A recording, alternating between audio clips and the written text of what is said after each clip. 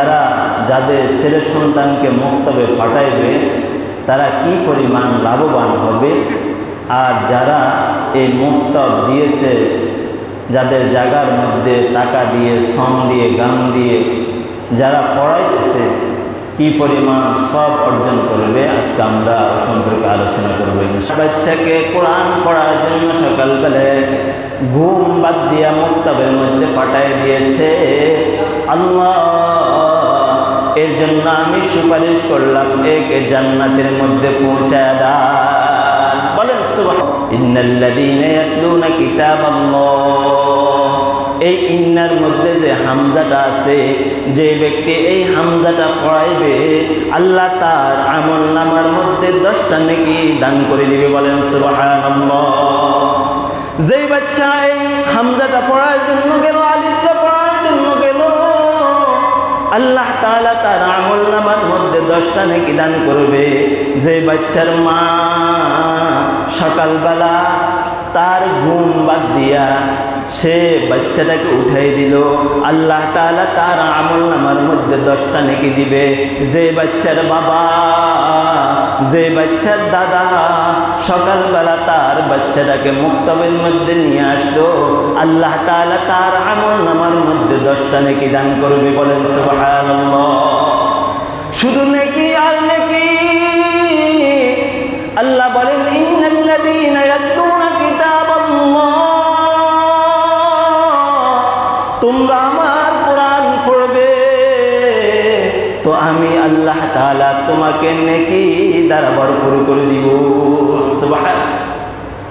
শুধু তাই নয়, যারা এই মুক্তবের ব্যবস্থা করেছেন, যারা ইট, বালু, সিমেন্ট, রড এগুলা দিয়ে মুক্তবের ব্যবস্থা করেছেন, হুজুরদেরকে বেতনের ব্যবস্থা করেছেন, আল্লাহ তাআলা প্রত্যেকের আমলনামার মধ্যে যেই বাচ্চাটা আলিফ পড়বে, এই আলিফ পড়ার কারণে আল্লাহ তাআলা প্রত্যেকের আমলনামার মধ্যে 10টা করে নেকি দান করে দিবি।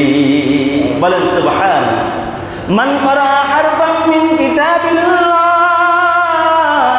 ফালাহু হাসানাতুন ওয়াল হাসানাতু বিআশরি আমসালিহা লা কুলু আলিফ লাম মিম হারফুন বাল আলিফু হারফুন ওয়া লামুন হারফুন ওয়া মিমুন হারফুন। আল্লাহ রাসূল বলেন, আমি এটা বলি না লা কুলু আলিফ লাম মিম, আলিফ একটা হরফ, লাম একটা হরফ, মিম একটা হরফ। যে ব্যক্তি, যে বাচ্চাটা সকালবেলা আসিয়া বলল আলিফ লাম মিম, তার আমলনামার মধ্যে, তার বাবার আমলনামার মধ্যে, তার মায়ের আমলনামার মধ্যে, তার জন্য যে ব্যক্তি মুক্তবের বেতন দেয়, যে ব্যক্তি মুক্তবটা চালু করে দিল, যার জায়গার মধ্যে মুক্তবটা হলো, প্রত্যেকের আমলনামার মধ্যে আল্লাহ 10টা করে নেকি দান করলো। সুবহানাল্লাহ। এই জন্য মুরব্বীরা আছে তো আমাদের এই এলাকাকে ঠিক করার জন্য, আমাদের এই এলাকা যেন কোরআনওয়ালা এলাকা হয়। এরা চায় আমাদের এই এলাকার কোনো ছেলে সন্তান যেন কোরআন না পড়নেওয়ালা থাকে।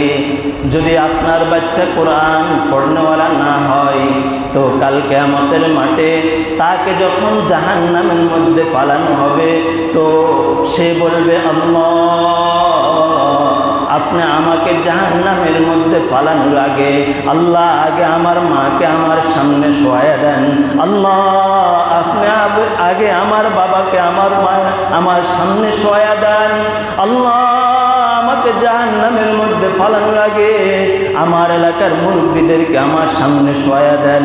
কেন? আল্লাহ আমি তো ছোট ছিলাম, আমি তো দুনিয়ার কোনো আবহাওয়া কোনো কিছু বুঝি না, ভালো খারাপ কোনো কিছু বুঝি নাই। আল্লাহ আমার মা বাবা এরা যে আমাকে কোরআন শিক্ষা দেন নাই, এই জন্য আমি নামাজ পড়তে পারি নাই, এই জন্য আমি যাকাত আদায় করতে পারি নাই।